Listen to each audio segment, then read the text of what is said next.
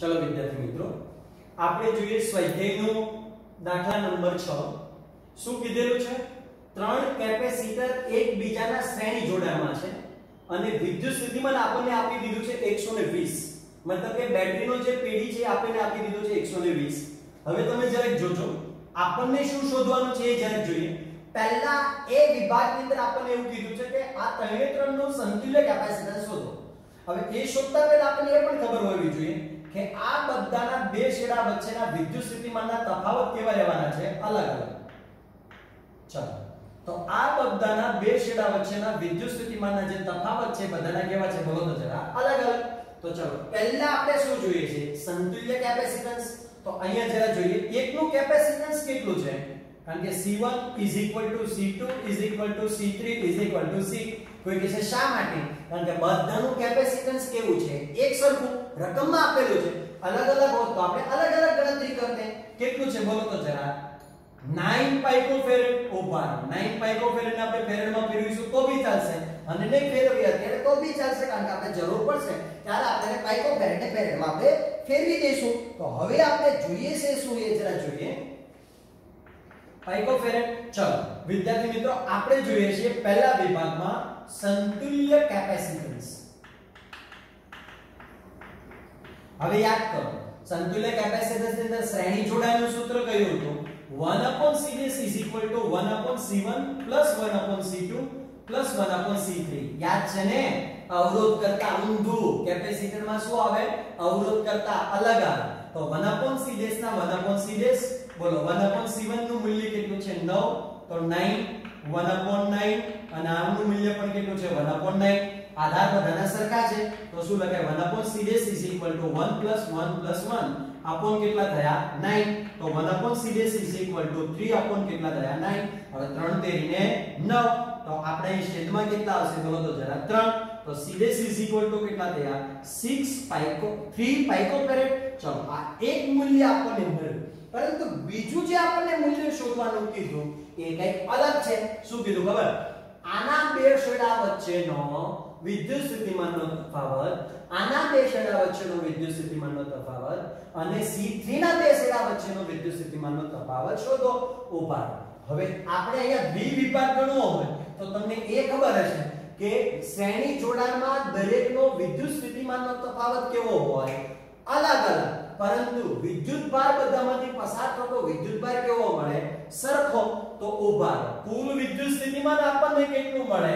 એના ઉપરથી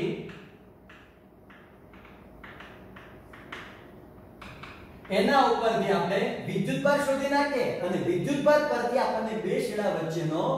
વિદ્યુત સ્થિતિમાનનો તફાવત મળી જશે ચલો કુલ વિદ્યુત સ્થિતિમાન કેટલું છે V હાલો આ બે છેડા વચ્ચેનું વિદ્યુત સ્થિતિમાન કેટલું V1 આના બે છેડા વચ્ચેનું વિદ્યુત સ્થિતિમાન કેટલું V2 આના બે છેડા વચ્ચેનું વિદ્યુત સ્થિતિમાન કેટલું વિદ્યાર્થી મિત્રો V3 ચલો V = શું લખતા હતા યાદ કરો કવચ તો V = Q/C તો અહીંયા શું લખો બોલો તો જરા Q/C1 કારણ કે C તો અલગ અલગ હશે પ્લસ બોલો જરા Q/C2 Q/C3 ઓપા V = આપણને આપી દીધું કેટલું આપી દીધું 120 તો 120 આપણને જેટલું આપ્યું છે એટલું આપણે ફરી પાછું લઈએ શું લખીશું બોલો જરા Q આપણે કોમન કાઢી નાખીશું તો હવે આપણી પાસે શું વધશે બોલો જરા 1/C1 = આપણી પાસે કેટલા આપ્યા છે 9 1/C2 કેટલા આપ્યા 9 1/C3 9 તો હવે આપણી પાસે 120 Q કેટલા મળ્યા 3/9 તો બોલો Q = આપણે શું લખી શકીએ 9 ને આ બાજુ જવા દે એટલે 120 ગુણ્યા 9 અપોન કેટલા થયા બોલો તો જરા 3 પણ તમને ખબર છે આ તો વિદ્યુતભાર શોધવાનો છે આ તો પાઇકોફેરેડમાં છે એટલે આને ગુણવું પડશે કારણ કે અહીંયા પણ વિદ્યુત સ્થિતિમાન છે એટલે આપણે ગુણવું પડશે 10⁻12 કારણ કે પાઇકોફેરેડમાં તો ફેરેડમાં ફેરવવું પડે તો શું લખી નાખીશું બોલો તો જરા Q = કેટલા થશે 3 તેરીને 9 12 24 12 તેરીને 36 એટલે કેટલા આવ્યા બોલો તો જરા 36 10⁻12 હું આવશે કુલમ અચ્છા તો આમાંથી પસાર થતો વિદ્યુતભાર કેટલો રહેશે હવે આપણે તો જોઈએ છીએ આના બે છેડા વચ્ચેનો PD તો શું લખી નાખીએ બોલો તો જરા C1 ના બે છેડા વચ્ચેનો PD જેને આપણે શું નામ આપીએ V1 આમાં V ને કરતા કરો Q/C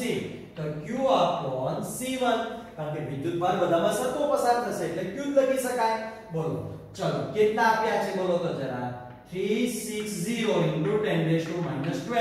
અને C1 એટલે કેટલા આપ્યા બોલો તો જરા 9 પાઇકોફેરેડ અને ફેરેડમાં ફેરવો 9 * 10⁻12 હવે વિચાર કરો 10⁻12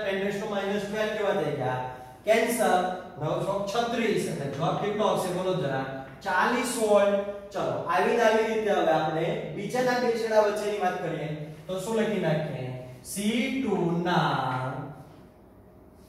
બે છેડા વચ્ચેનો PD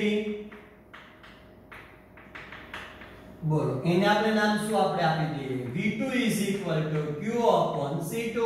બોલો Q = આપણી પાસે કેટલો જવાબ છે જો આ રીતે ચલો કેટલો છે 360 * 10⁻12 upon C2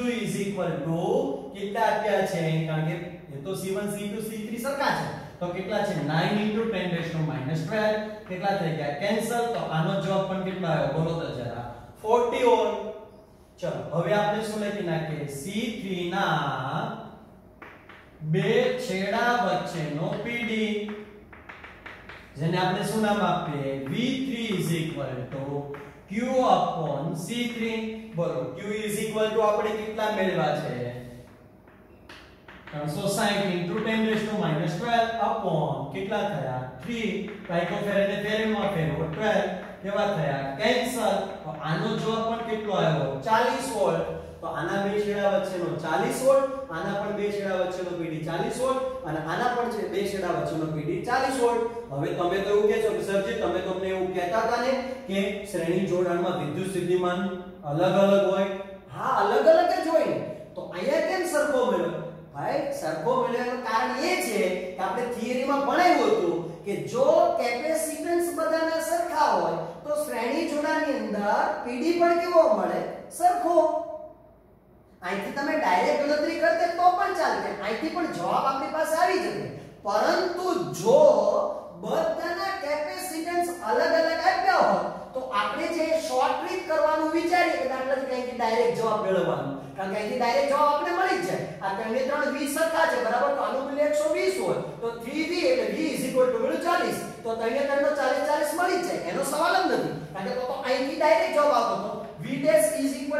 બધાના v સરખા છે તો v + v તો કેટલા થઈ જશે બોલો v' નું મૂલ્ય આપણે આપી દીધું 120 અહીંયા કેટલા થઈ ગયા 3v તો v = કેટલા મળ્યા 40 વોલ્ટ તો આનો મતલબ એ થયો આનો પણ 40 આનો પણ 40 આનો પણ 40 એ તો મળી જ જાય પરંતુ જો દાખલો એને બદલીને પૂછો હોય દાખલા તરીકે આપણે C1 C2 ને C3 અલગ આપ્યા હોય તો તમારે આવી આખી રીત કરવી જ પડે